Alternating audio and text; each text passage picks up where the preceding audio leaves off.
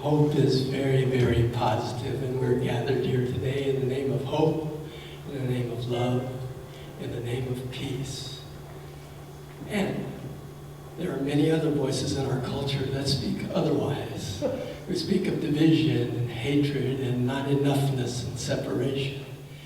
And our job, my job, is to be aware, to hear those voices, and choose which voices I am going to pay attention to. Which is why I'm standing up here in front of you today, waving the official ballot of the Joint General Special Charter and Bond election for Bexar County, Texas, November 8th, 2022.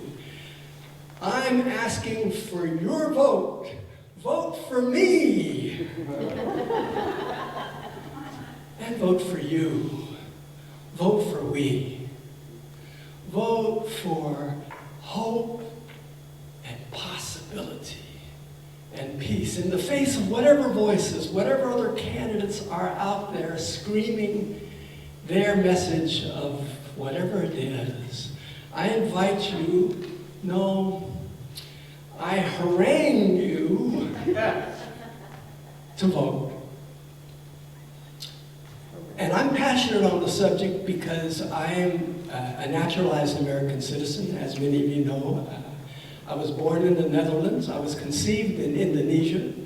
My parents fled there when my mom was 5 months pregnant with me, ahead of the Indonesian Revolution and the violence that was crashing all around them.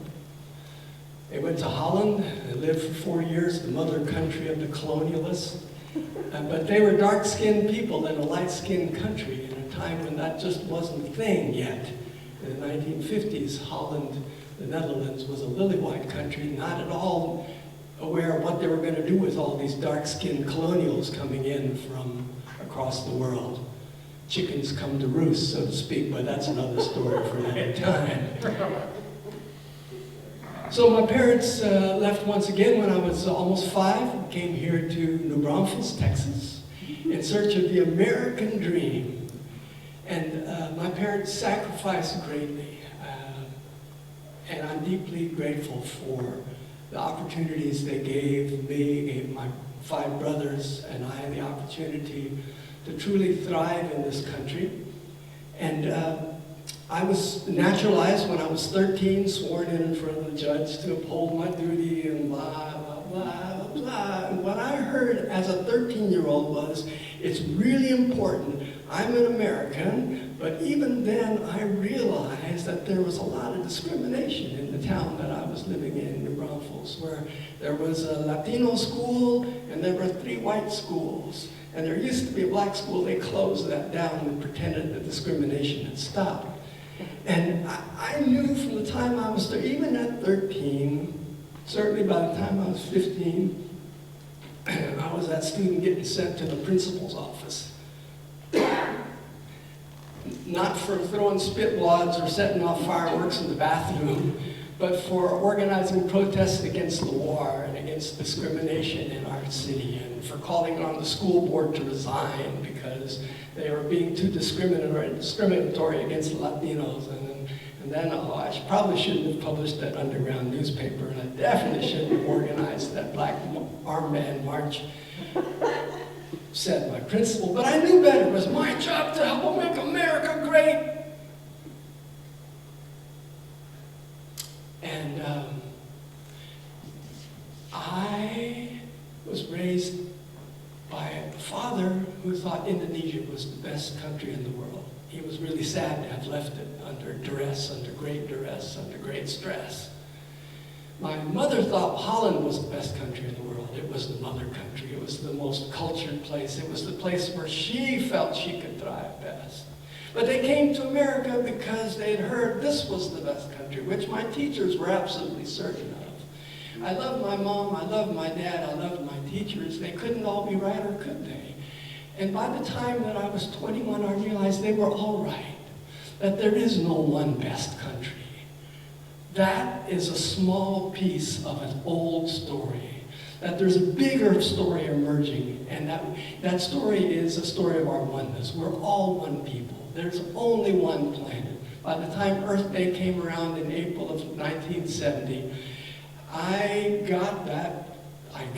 picture planted firmly in our head, that first photograph that had come back from the moon of the Earth rise, you know, and the realization that we're just one tiny little spaceship, very tiny little spaceship, and that we're all in this together. You can't throw anything away, there is no away. You can't kick people out because there is no out. We're all in this together.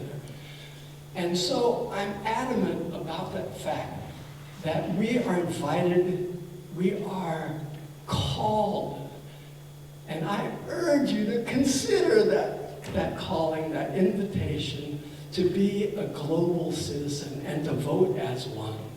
Whether you're voting for the Senator of the United States or voting for your local school board person or the place on the city water board, elections matter when we vote from a place of aligning with something bigger than ourselves. When we remember that we're not voting just for our rights as Democrats or Republicans, not just as our rights as tax-paying citizens, but the rights of the two-leggeds and the four-leggeds and the winged ones and the ones that swim and crawl, the trees and the rocks. They all have rights, and we have abrogated them, we have neglected them at our own peril for too long.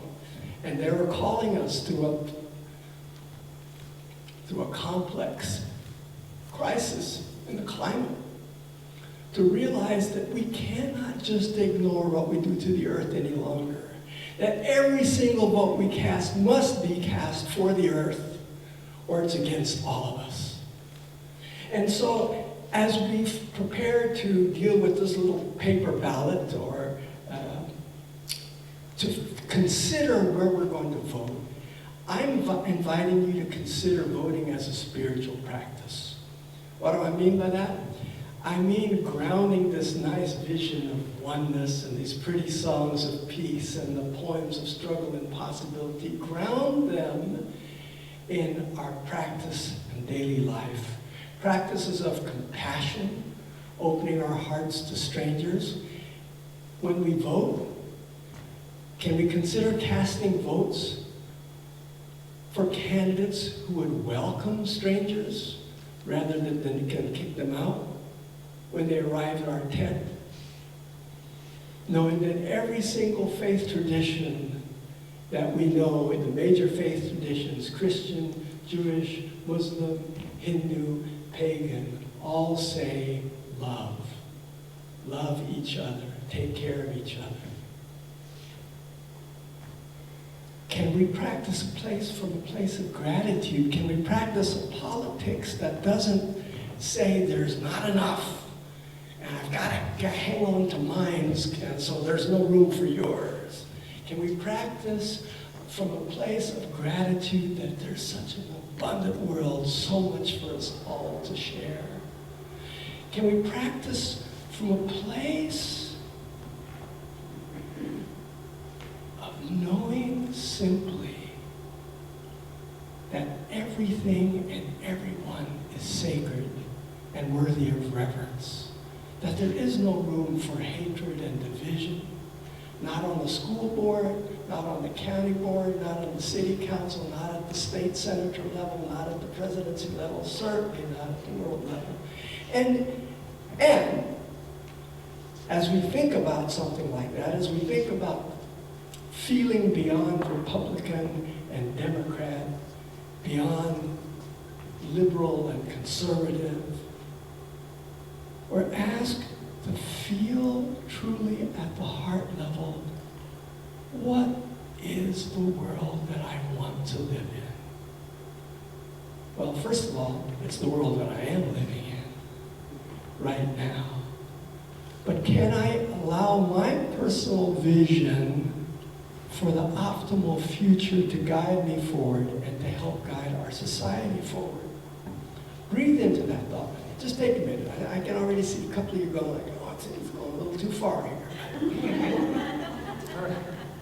Feel the possibility of being open to the possibility that your hopes and that your vision and that your positive thoughts matter.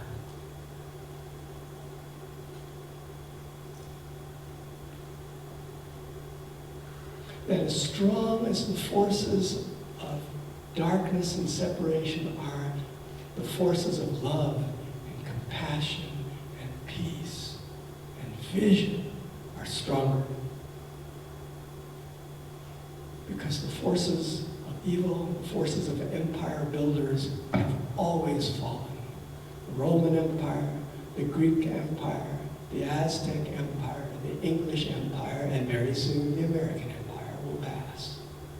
The idea that any one country or people can lead the world and be the bosses is over. We're all in this together. We are one or we are none. And as we hold that vision of oneness and peace and possibility, each in our own way, the larger consciousness shifts. That's how it's always happened. And I hear you. There's some cynics out there. Or no, wait, that's me. There's a cynic in my head that's sitting there with crossed arms saying, yeah, right. Why don't positive vision matters? And over $47 billion are being spent on advertising on this campaign alone. In this election cycle alone. Billion with a capital B. And my little voice is going to make a difference against all those Twitter feeds and all those advertisements and all those yard signs? And I say, yes, absolutely. That's the place I come from. That's the vision I hold. To that end, I invite you to breathe with me once again. Just breathe into the possibility that this is true. To breathe into the possibility that you have a power beyond limitation of time and space in any one nation.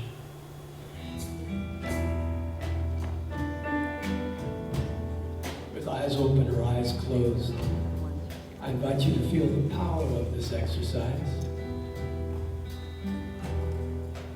At whatever level you are willing and able, take in this oath, this vow. Feel that there is real power in it. Consider that you are planting a seed of possibility in a rich and fertile garden that is called democracy. For all its many faults and failings,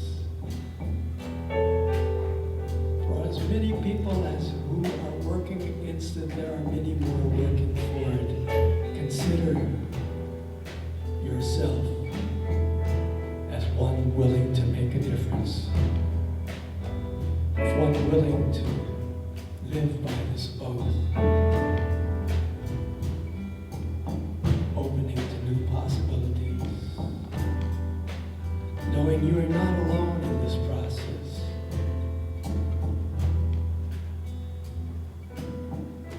There is this community, this celebration circle surrounding you.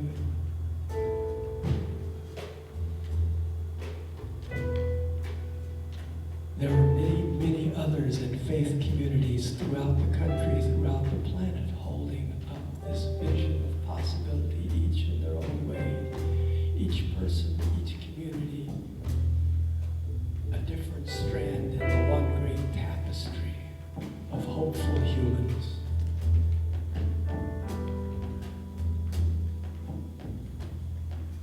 We think of those Ukrainians who voted in an election held at gunpoint, Russian soldiers coming door to door. We acknowledge that an election was won by 95% vote for the Russian oppression. But 5% of people voted gunpoint for freedom. We think of the Afghan and Iranian and Iraqi women who on a daily basis face horrendous oppression of their femininity, of their strength, and still rise to greet each day in hope.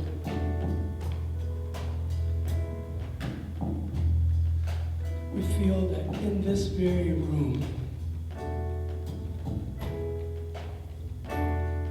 there is suffering.